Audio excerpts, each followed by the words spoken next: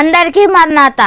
దేవుడియం దేవదాసయ్య గారికి బయలుపరిచిన Bible machine Vijayawada కృపాలయం వారి సమర్పించు బైబిల్ మహిమ అనే కార్యక్రమాన్ని చూస్తున్న ప్రేక్షకులందరికీ మరణాత. జయము కీర్తనలు జయ శబ్దముతో ప్రయముగా పాడండి. జయము జయమాయనులెండి.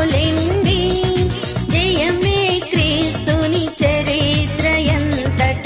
జయమే మరణమున కూడా జయమే నిత్యమును. సంవిలాస్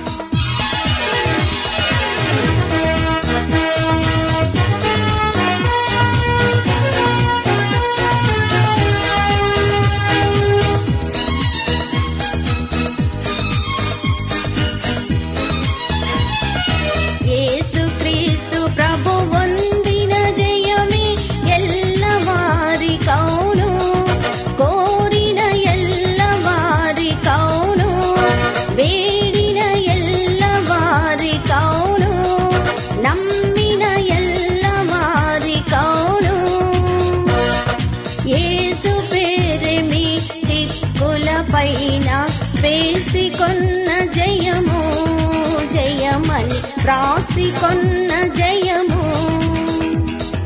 సంవిలాస్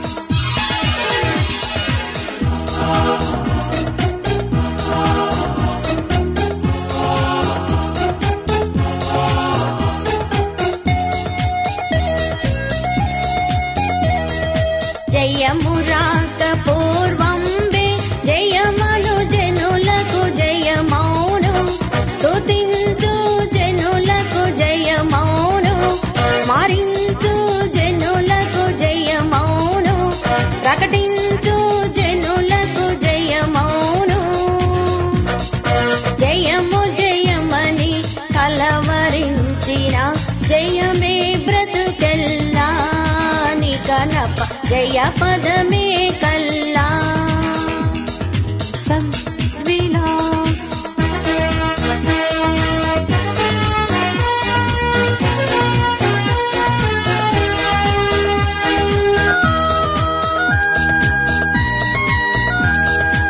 అక్షయ దేహము దాల్చితివీవు ఆనందముందు మీ.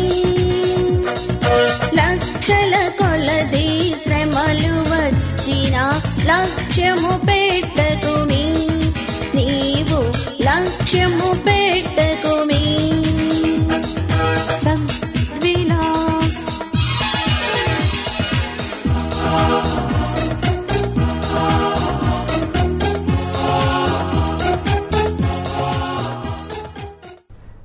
దేవుడియం దేవదాసయ్య గారికి బయలుపరిచిన బైబిల్ మిషన్ విజయవాడ కృపాలయం వారు సమర్పించు బైబిల్ మహిమ అనే కార్యక్రమాన్ని చూస్తున్న ప్రేక్షకులైన మీ అందరికీ ప్రభునాం పేరట మా యొక్క మరణాతలు శుభములు. యేసు ప్రభు అనేకమైనటువంటి స్థలాల్లో ప్రార్థన చేశారు. ఈ దినము గెత్సెమనే తోటలో ప్రభు చేసిన ప్రార్థన. ప్రభు యొక్క చివరి శ్రమ దినాల్లో ఆయన గెత్సెమనే తోటలోనికి వెళ్ళి సంపూర్ణమైనటువంటి ప్రార్థన చేశారు. అది ఒక గొప్ప ప్రార్థనా స్థలం. ఆ గొప్ప ప్రార్థనా స్థలములో గొప్ప ప్రార్థనా దినమున గొప్ప ప్రార్థనాపరుడైన యేసు ప్రభు గొప్ప ప్రార్థన చేశారు. ఈ రోజున గెత్సెమనే తోటలో చేసినటువంటి ఆ ప్రార్థనలో ఉన్న పద్ధతి ఏంటో తెలుసుకుందాము. మనందరం కూడా ప్రార్థన చేసుకోవాలి అని అనుకుంటున్న వాళ్ళారా, ఏ విధంగా ప్రార్థన చేయాలి, ప్రార్థనలో ఉన్న పద్ధతి ఏంటి?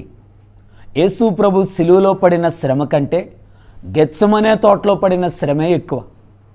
ప్రభు నాకు సిలువలో వచ్చిన జయము కంటే గెత్సెమనే తోటలోనే జయం వచ్చింది. ప్రార్థన ద్వారా పనులు జరుగుతాయి.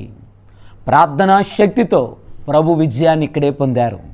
కాబట్టి ఈ రోజున గెత్సెమనే తోట ప్రార్థన గురించి మనందరం కూడా ధ్యానం చేసుకుందాం. వాక్యం చదువుకుందాం. మత్తయి సువార్త 26వ అధ్యాయము 36వ వచనము నుండి మనం కొన్ని వచనాలు చదివినట్లయితే అక్కడ ఈ ప్రార్థన యొక్క వివరాన్ని, ఆ ప్రార్థన యొక్క పద్ధతి, ఆ ప్రార్థనలో ఉన్న క్రమాన్ని గురించి అక్కడ రాశారు. వాక్యం చదువుకుందాం. అంతటి యేసు వారితో కూడా గెత్సెమనే అనబడిన చోటికి వచ్చి, నేను అక్కడికి వెళ్ళి ప్రార్థన చేసి వచ్చే వరకు మీరిక్కడ కూర్చుండుడని శిష్యులతో చెప్పి పేతురు జెబెదయి 2 కుమారులను వెంటబెట్టుకొని పోయి దుఃఖపడుటకును చింతాక్రాంతుడగుటకును మొదలుపెట్టెను.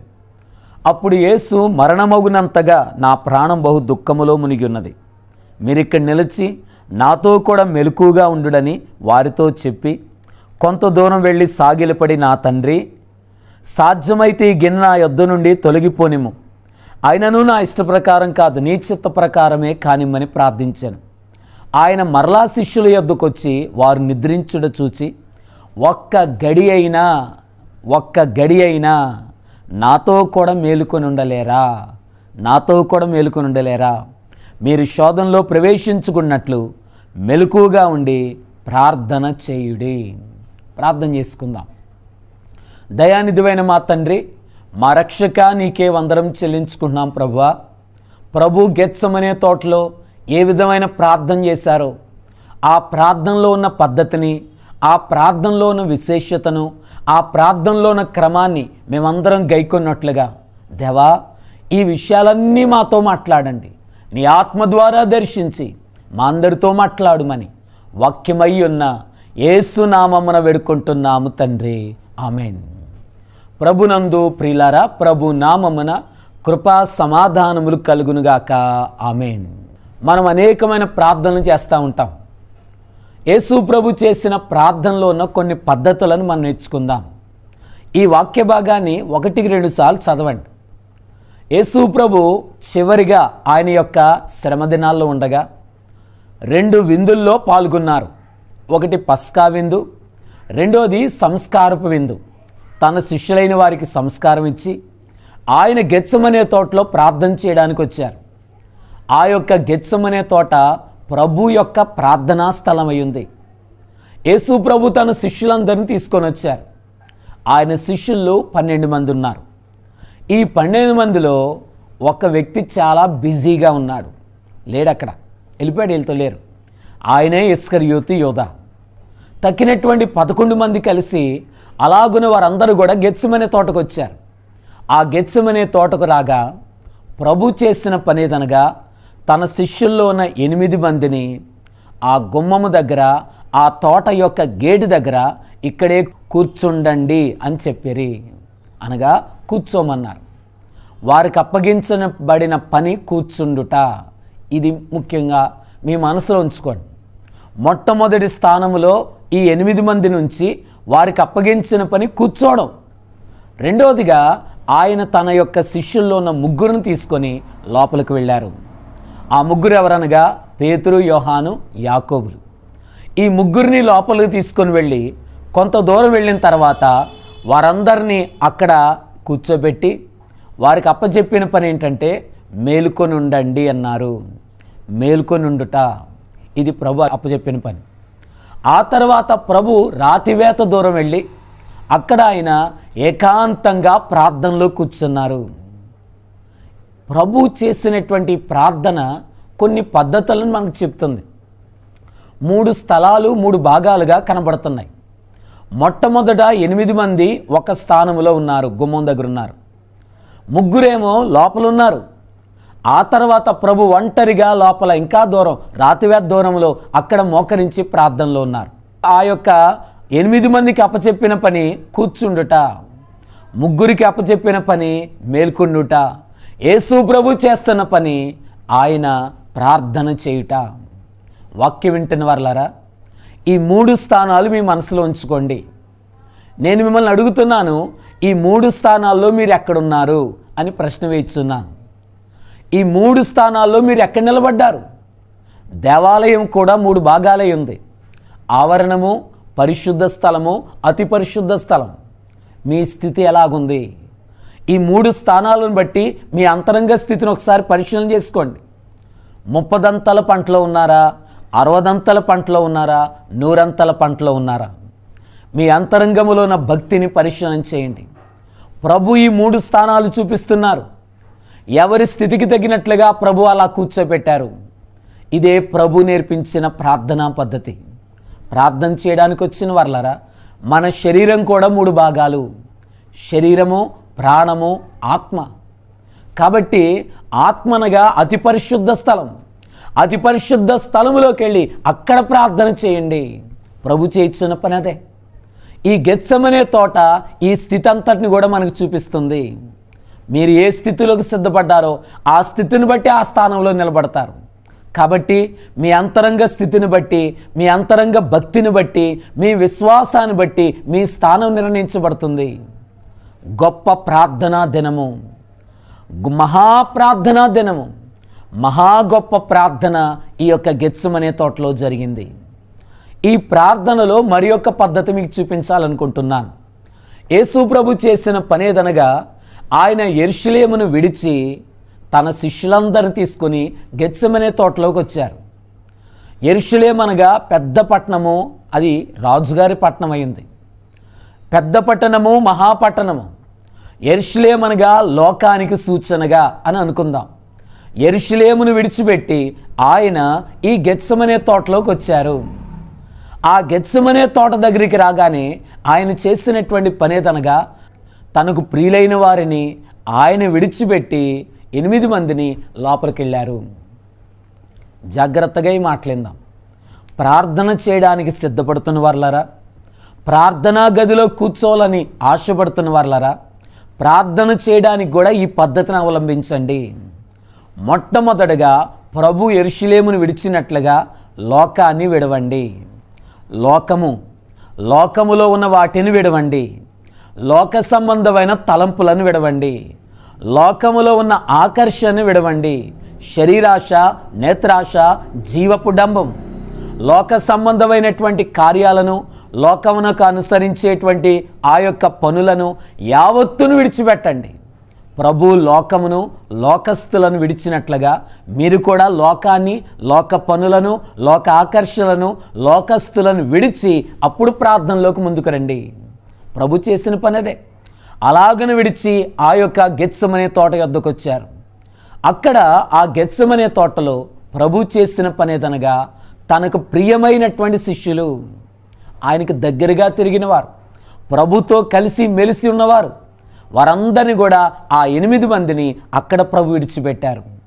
మీకు నేను చెప్పే మాట ఏదనగా, ప్రార్థనలోకి వెళ్ళేవారులారా, ప్రార్థనలో కూర్చోవాలని ఆశపడుతున్న వారులారా, మీకు ప్రియమైన వారిని కూడా విడిచిపెట్టండి. ప్రభు విడిచిపెట్టారు. ఆ 8 మందిని ప్రభు అక్కడ విడిచిపెట్టారు. ఆ తర్వాత ప్రభు లోపలికి వెళ్ళారు.